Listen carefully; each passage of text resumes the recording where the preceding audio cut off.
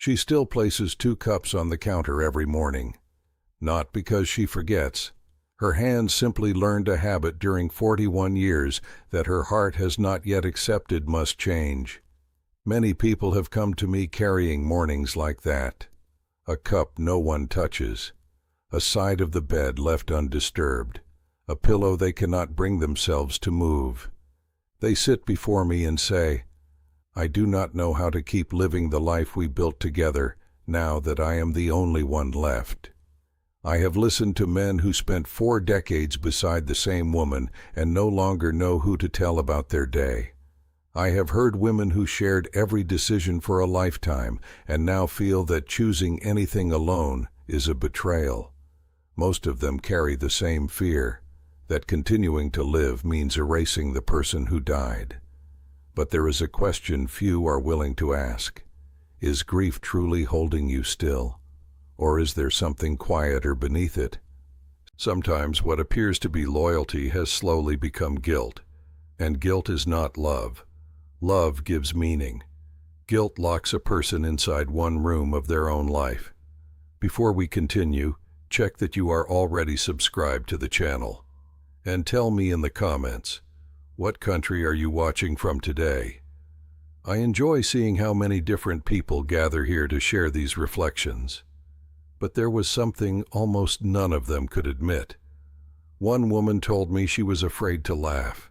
Any moment of happiness felt disrespectful to the husband she had lost. She kept his shoes beside the door and refused to change anything in the house. She thought constant suffering proved the depth of her devotion. Instead, she had built a cage around herself. Another man believed accepting companionship, even coffee with a friend, meant replacing his wife. He declined invitations until people stopped asking. He did not preserve her memory, he preserved his isolation. A tree that loses one root may grow differently, but it does not refuse the sunlight. The danger is not only what was lost. It is deciding that nothing meaningful can ever grow again. After hearing so many similar stories, I understood that sorrow often hides other fears. Betraying a memory, being forgotten, or discovering that life continues without the person who once gave it meaning. So hear this carefully. Continuing to live is not the opposite of loving someone who is gone. It is that love taking another form. Before we move to the next lesson, I want to share something with you.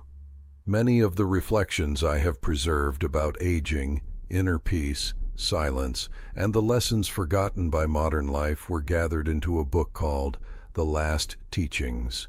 It is written like a quiet conversation with an elder sitting beside you. If you wish to understand these teachings more fully, the link is in the first comment.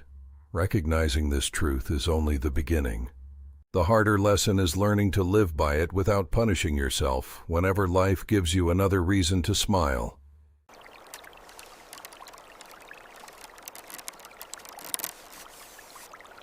Years, and it points to something worth sitting with a while longer. Because the ache he described in Walter and in so many others does not end when the conversation ends. It follows people home.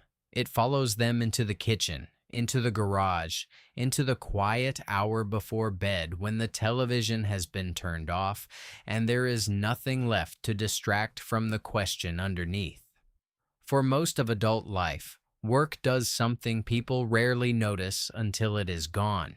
It answers every single day a question that would otherwise sit unanswered. What are you for today? A shift to work, a meeting to attend, a colleague who expects you, a problem only you know how to solve. These are small answers, repeated daily, and over decades they accumulate into something that starts to feel like identity itself.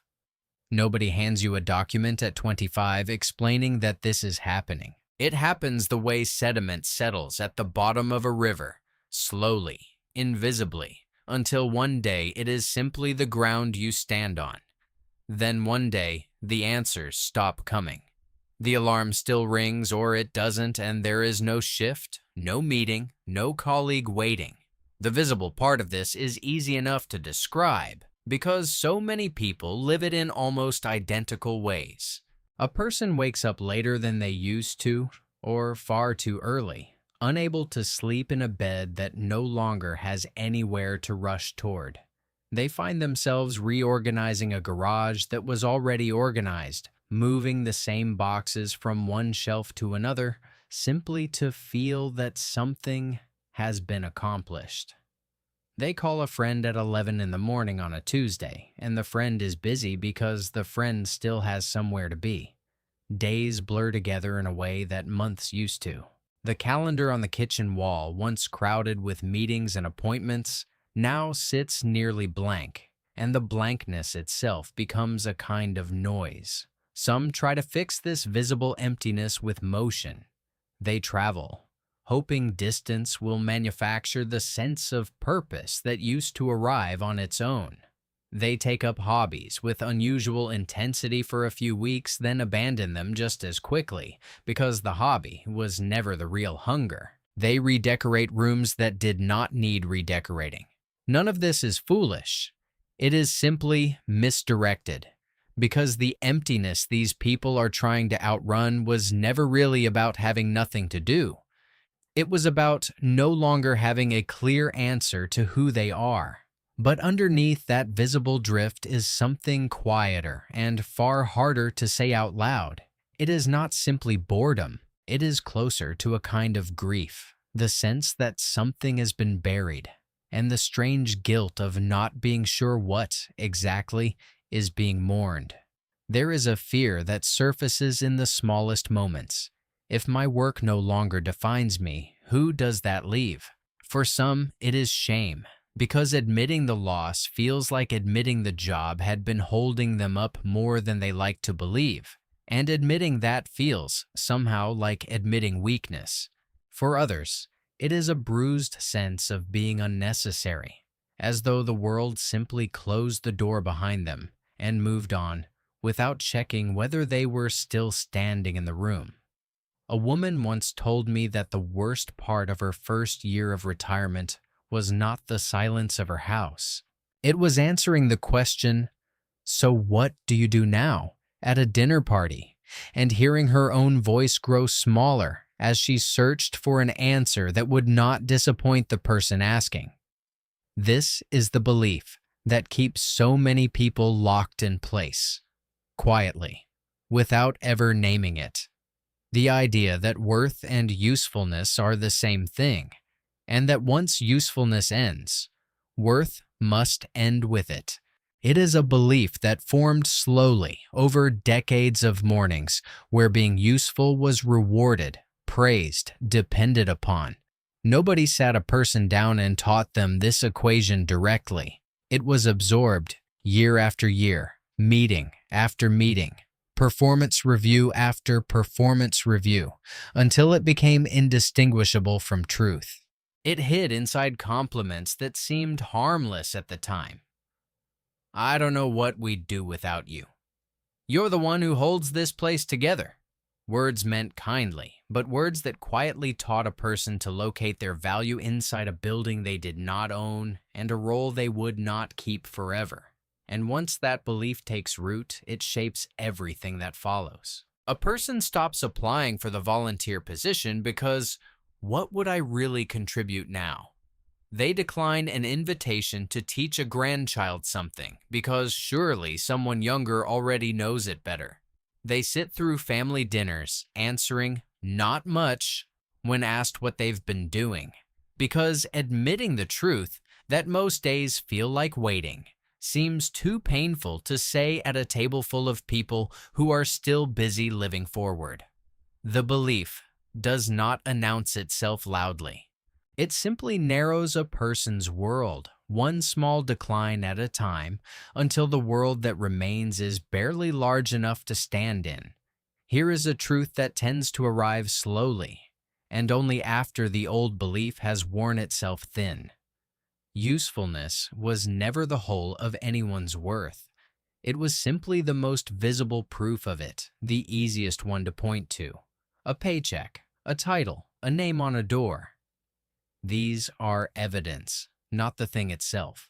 The thing itself, the part that made a person worth knowing, worth loving, worth calling on a Tuesday morning, was never contained inside the job. It was contained inside the person doing the job, their patience, their humor, their steadiness in a crisis, their way of noticing when someone else was struggling. The job simply made that worth easy to see, easy to measure, easy to explain at a party when someone asked what you do. It did not create the worth. It only displayed it. When that measuring stick disappears, the worth does not disappear with it. It only becomes harder to locate, the way a familiar landmark disappears once the fog rolls in. The ground is still there underneath. It simply takes a slower kind of walking to find it again. And slower is not the same as impossible. If this belief is left unexamined, the cost tends to compound quietly over years, not all at once. A person withdraws a little further from friendships, assuming they have less to offer than they once did. They stop initiating plans, waiting instead to be invited. And when invitations slow, as they often do once a person stops reaching outward, it confirms the very belief that started the withdrawal in the first place. It becomes a closed loop. The less a person offers, the less they are asked for. And the less they are asked for, the more certain they become that they have nothing left worth offering. Marriages built on decades of partnership sometimes strain under the sudden closeness of two people who no longer have separate days to return home and talk about, and who discover uncomfortably that they have fewer new stories to tell each other than they once assumed. Grown children sense the low hum of a parent's quiet unhappiness even when nothing is said directly, and visits can grow shorter, not because love has faded, but because sitting with someone else's unspoken emptiness is heavy work, and people, even loving people, sometimes avoid heavy work without meaning any harm by it. Left unattended long enough, this quiet erosion can deepen into something closer to hopelessness, a sense that the best years have already been spent and nothing ahead is worth reaching for. None of this means the answer is drastic. It does not mean uprooting a marriage, cutting off family, abandoning medical care, or making large decisions out of restlessness rather than reflection. It does not mean pretending the ache away, forcing gratitude, or filling every open hour just to avoid sitting still. Grief for an old identity deserves space, not denial. And if the emptiness has deepened into something heavier, a loss of appetite for life itself, a withdrawal from nearly everyone, a hopelessness that does not lift with time, that is not something to carry alone. Reaching toward family, a trusted friend, a doctor, or a counselor in that season is not weakness. It is one of the most practical forms of courage available to a person, and it is nothing to be ashamed of. What tends to help instead is smaller and steadier than most people expect. It rarely looks like a grand new purpose arriving overnight.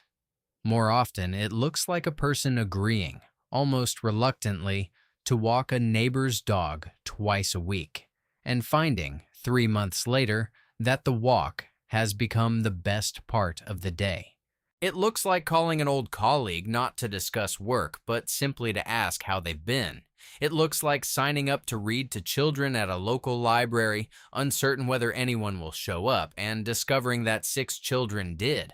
It looks like taking up something abandoned decades earlier. An instrument, a language, a half-finished woodworking project in the garage, not to become excellent at it, but simply to have something to return to. It looks like allowing an afternoon of rest without treating it as time stolen from something more important, because there is, at this stage, nothing more important waiting to be stolen from. It looks like setting a small boundary with an adult child who calls only when something is needed, and discovering that the relationship survives the boundary just fine. It looks like sitting with a photograph of someone who has passed and allowing both the sadness and the gratitude to exist in the same breath, without needing to choose between them. Consider two people who arrived at this same crossing, at nearly the same age, carrying nearly the same ache. Frank was 68 when he retired from 34 years managing a manufacturing floor. For the first year, he told himself the adjustment simply needed time. He filled his mornings rearranging the garage, watching the news twice through, and waiting for his wife, Carol, to finish her errands so the day would have some shape to it. When friends from work stopped calling as often, Frank told himself it confirmed what he already suspected, that without the position, he had less to offer people, less reason for anyone to seek him out. He turned down an invitation to help coach a grandson's baseball team, certain a younger man would do it better. He turned down a neighborhood association meeting for the same reason. Slowly, he stopped initiating anything at all, waiting instead for life to come find him. 3 years later, when I met him, he described his days as waiting rooms without appointments. He was not unwell. He was not without people who loved him.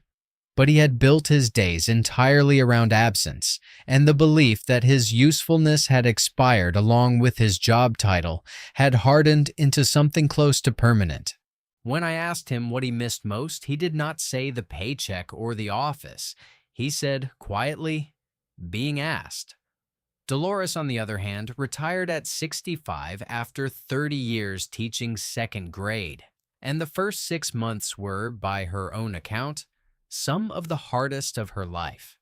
She missed the noise of a classroom more than she expected to miss anything. She sat some mornings in her kitchen and cried without entirely knowing why, and there was no single event she could point to, only the accumulated weight of a life that had suddenly gone quiet. But somewhere in that difficult stretch, a friend mentioned that the elementary school 2 streets over needed volunteers to help struggling readers twice a week. Dolores almost said no. She told herself she was too tired for children again, that her patience for that kind of work had probably worn out along with her energy. She went anyway, mostly to be polite to her friend. The first session was awkward. The second was better. By the 3rd month, she found herself looking forward to Tuesdays and Thursdays the way she once looked forward to Fridays at her old job. She still missed her classroom. She still had days of quiet sadness, days when she caught her reflection and thought briefly of the woman she used to be at the front of that room. But she no longer measured her worth by whether she stood in front of 30 children each day. She had found a smaller room, and it turned out to be enough. The difference between Frank and Dolores was never about who suffered more or who loved their work more deeply. Both grieved something real, and both had every right to that grief. The difference was in what each one did with the old belief that usefulness had expired. Frank let the belief make his decisions for him, quietly, invitation by declined invitation, until the belief became a wall he lived inside. Dolores questioned the belief, reluctantly and imperfectly, one small yes at a time, until the wall developed a door. This is the contrast worth holding on to. Losing a role is not the same as losing your worth. A person can lose the position, the title, the reason people once called first, and still remain someone whose presence in a room changes something. Usefulness measured by a paycheck is one kind of value. Presence, patience, memory, humor, steadiness earned over 60 or 70 years. These are a different kind of value entirely, and they do not retire. At first, this might sound like a comforting phrase and nothing more. But sit with it a little longer and it starts to ask something of you. It stops being a comfort and becomes a question. What has been quietly buried since the job ended, waiting for permission to come back? What part of your identity got so tangled up with your title that you forgot it could exist without one? Who might you be on an ordinary Wednesday if you no longer needed anyone's approval to feel that the day had counted for something? What small thing, long postponed, is still waiting for you to say yes to it? And what modest, unglamorous movement, a phone call, a walk, a return to something old, might begin loosening a belief that has held on for years longer than it deserved to? If these reflections have reached something in you, you may find it worthwhile to spend time with the last teachings. In it, our elder has gathered some of his most meaningful reflections on solitude, relationships, inner steadiness, and what tends to matter most as the years accumulate. You will also receive, at no cost, a companion reflection called The Secrets of the First Hour, about the quiet morning habits many elders once considered essential to how a day begins. The link is in the first comment. Somewhere this morning, there is still a cup of coffee going cold on a kitchen table at 6 a.m. because someone is sitting with it a little longer than they used to, unsure yet what the day is for. But the room around that cup is not empty in the way it once seemed. It only looks that way from the doorway. Walk further in, and there is still a whole person standing there. The same steadiness, the same humor, the same capacity to matter to someone, waiting patiently to be used again, in a smaller room, in a slower way, for exactly as long as there is time left to use it. Retirement ended a job. It never ended a life.